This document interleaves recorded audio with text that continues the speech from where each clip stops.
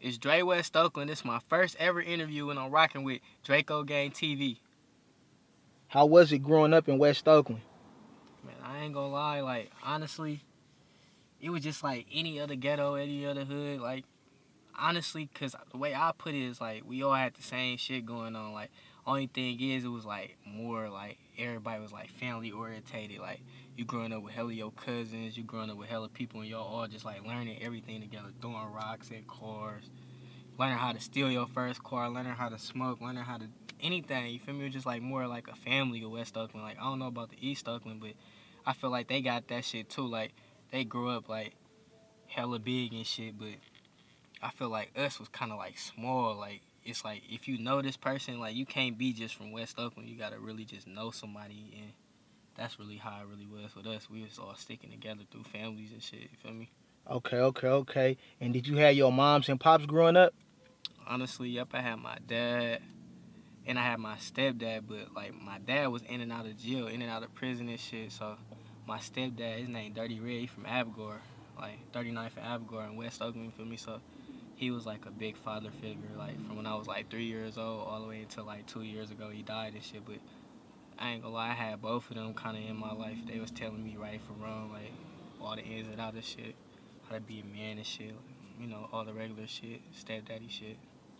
Okay. And I remember that you stated that you was in juvenile halls. How was it growing up in juvenile hall? Honestly, like that shit kind of like made me who I am today. You feel me?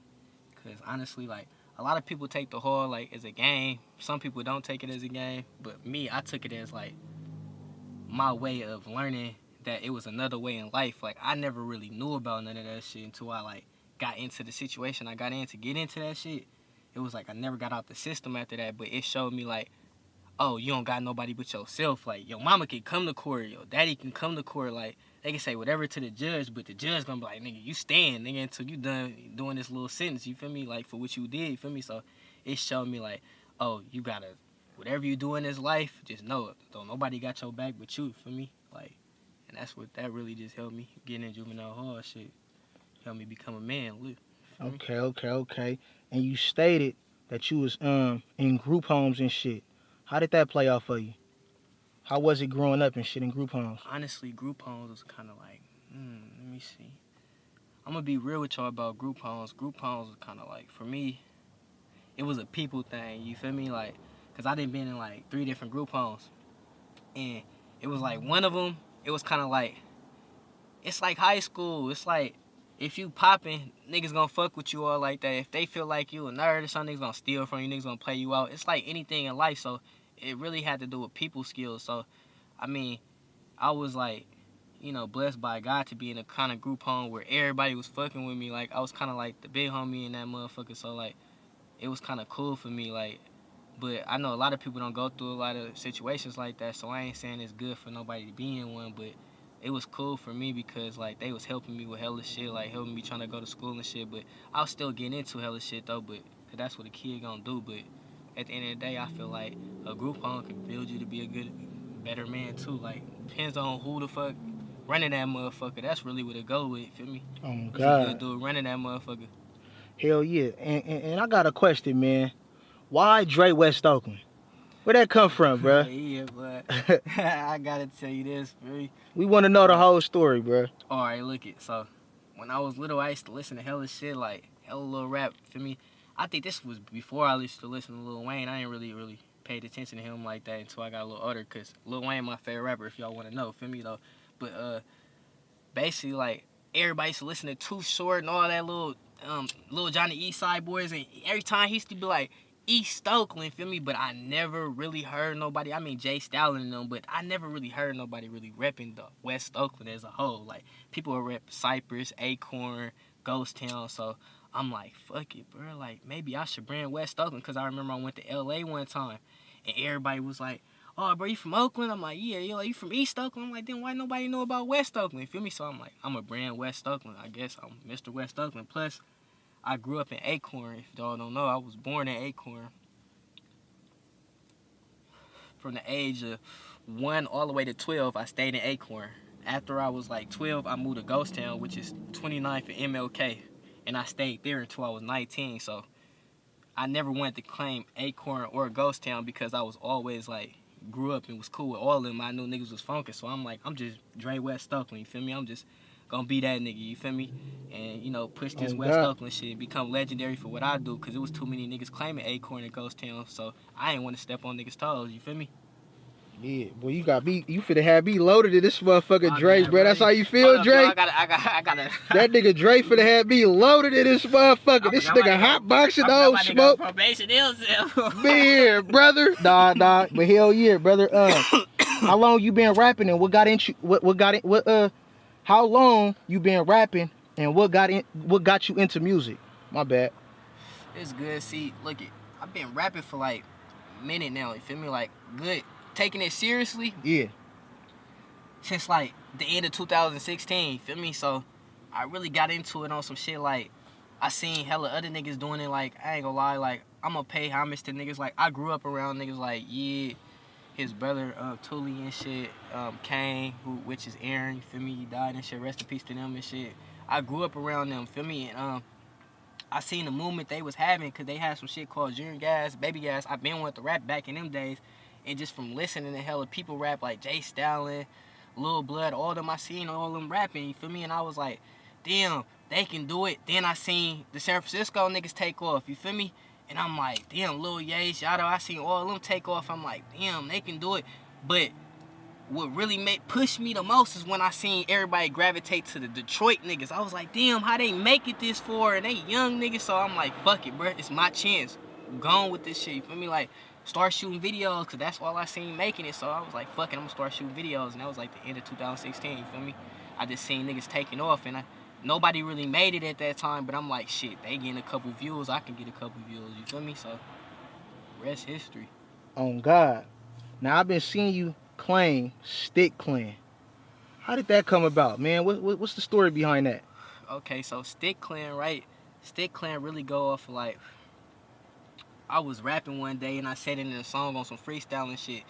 But, you know, I had, you know, Stick on me, feel me? Whatever y'all think that is, whatever that is, feel me? And it just became a movement because everybody around me was like on that type of hype. Like, they was fucking with me on that hype, and we just really on some rap shit, like, fuck, we gonna stick together, feel me? We brothers, you feel me? So, you know, it's the Sticks, you feel me? So, and then it abbreviated to the Sticks because the new generation, everybody, you know, it sound better. You know, we ain't gotta really keep saying hella clan shit because everybody done ran off with the clan shit. It's too many clans now, so it's still Stick Clan, but it's the Sticks, and, you know, we got some people from Oakland and some people from Sac and some people from Hayward in it, if y'all wanna know. Like, that's really the orientations of it, but you know, I really feel like we a brotherhood more than anything, and we a record label on the up and coming for like independent artists, you feel me?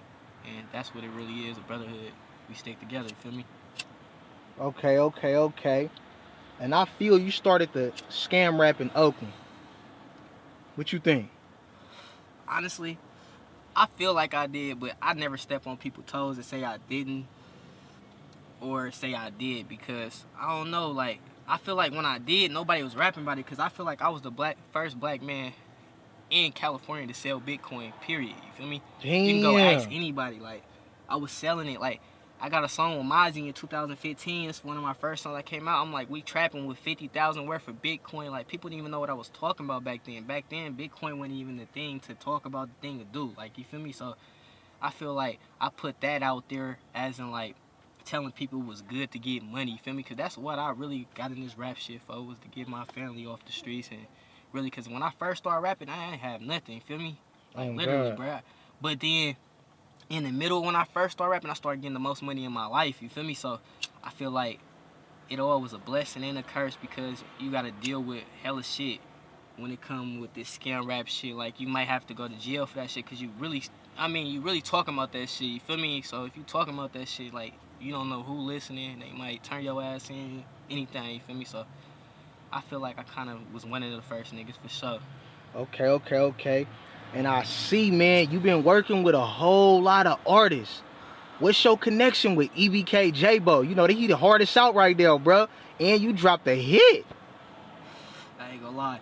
I fuck with Jaaybo. See, the thing with Jaaybo is that he always stayed the same, and I fuck with niggas that stay the same, feel me? Because, like, He never changed through fame, through anything, feel me? So like, he used to hit me when I was on my up and coming, feel me? He wasn't really getting views like that, but he was hustling with this shit. Like, he was trying hard. He was like 15, 14. He used to be hitting me like, I fuck with your shit. He used to be hitting me all the time, sending me beats and shit to hop on. But I was too deep in the street shit, and I was too deep with the other rap shit. I was on the high horse, so I wasn't really going to the studio all the time. I go to the studio like once every 2 months, but I record 10 songs within that one day. So the day I'm finna go to the studio record me and his song, he go down. He do 2 years and shit like that. So once he get out, you feel me? He did some real nigga shit. He tapped in with me first day get out. Like, we gonna do a song, we gonna get one in, you feel me? So I was tapping in with him and here and there and shit, but I seen him blowing up. I'm like, keep on going, bruh. Stay focused, video after video. He did what he did. He bit down, you feel me? So I respect that. Everything he did was some real man shit, feel me? So once he went down this last time, feel me, I tapped in with his sister and shit, and she made the phone call through jail. They had an unreleased song for me to hop on. I hopped on it, feel me, got the okay, like, alright, fuck it, we gonna do this shit, feel me, because I was already supposed to make songs with him, so, you know, we put the motherfucker out, and they gravitated to the motherfucker. Motherfucker got like 400,000-500,000 views on SoundCloud right now, about 30,000 on YouTube, Apple Music, Spotify, all that shit going up, feel me, free Jaaybo though, real nigga. On God, on God, on God. On mamas. Man, it's this certain situation that went viral on YouTube. Yeah. Now, you ain't got to really elaborate too much, you know what I'm saying? But a lot of people, man, been asking me, man, ask Dre West Oakland, bro, what happened? You know what I'm saying? Like, what's going on with that, bro? Because, you know, niggas had it was like a little situation to where, you know, motherfuckers had posted like a little sub, try to make niggas look bad. And, you know, being that you was fighting the case and shit, you know what I'm saying? You couldn't really, like, elaborate on it. Yeah, so on that type of case right now and on that type of situation, feel me, I ain't gonna lie, lately I've been on some real cool, positive shit, because I see where this shit be going, bro. Niggas be trying to make niggas crash out. And I never been no hate nigga, always been on some cool shit, you feel me? But a lot of situations like that really happen for, like, being in relationships with bitches and fucking with niggas, and you can't give them what they want from you, you feel me? So, like, niggas try to turn other people against you and shit like that. So a lot of that shit happened with clout chasing, you feel me? A lot of other shit. You know, you can see the internet ain't really what it's supposed to be. You feel me? Like, you can do whatever you want on that motherfucker. Like, if y'all see anything that ever happened with me, y'all can see, like, and pay attention. Like, niggas manipulate. They put out what they want to put out, you feel me? Make a joke out of it the whole time. The real is something else, you feel me? So that's basically really how the situation is with that, you feel me? Like, I really feel like I'm still fighting the case, and y'all can take it how y'all want to take it about the situation, you feel me? I just know at the end of the day, you feel me, I'm just a man, you feel me, and I'll be protecting what's mine, you feel me, my family and shit. I'm pushing this brand, I'm pushing anything else. Anything that y'all be seeing that got to do with shit like that, bro, y'all got to always realize, like, is that some real nigga shit, you feel me? Not to speak on the case, not to speak on that, speak on, like, real men, real nigga shit, real protecting your family, real shit. Like, would y'all do some shit like that, then post it? Like, come on, bro. Like, let's be real. You feel me? Like, y'all know the real from the fake. You feel me? Okay. And what's your, how you feel about vloggers, bro? Alright, what you mean about vloggers? Like, cause you know a lot of people, man, they be like, man, bro, these niggas the police, man. These niggas the police and shit. Like, how do you feel about, like, vloggers and shit posting, like, shit that's already on the internet, or they give it to us to post? How you feel about that, bro? Honestly, I feel like vloggers doing what they gotta do, you feel me? Like, everybody got their own hustle. Like, you know, niggas gonna rap, bitches gonna hoe, bitches gonna steal, niggas gonna sell drugs, niggas gonna do whatever they do, so you can't knock a nigga hustle. And I really never knocked a nigga hustle vlog, because at the end of the day, I want to be on some vlogs sometimes. So, I mean, it depends on the energy you put out. If you putting out negative shit, you put it out, post on your story, they screen record the shit. I mean, you put it out, you put out that negative energy. But if you on some real positive shit, how could a nigga ever put some hating shit on you? Like, I be watching, like, niggas like Mr. Fab.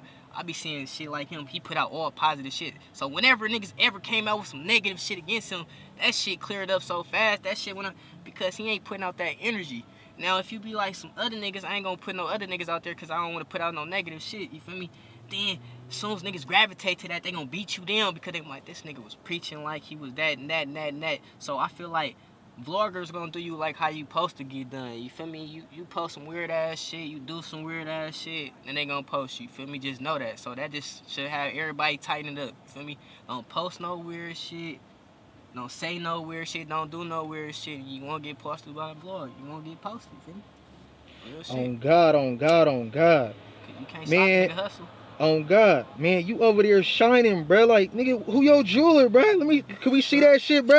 I ain't gonna lie, brother. Yeah, my jeweler, Iceman Nick in Texas, for me, a real nigga. Okay. Y'all go fuck with him. He be fucking with ESTG, all the real niggas, Bullsy. You feel me? Hella niggas, you feel me?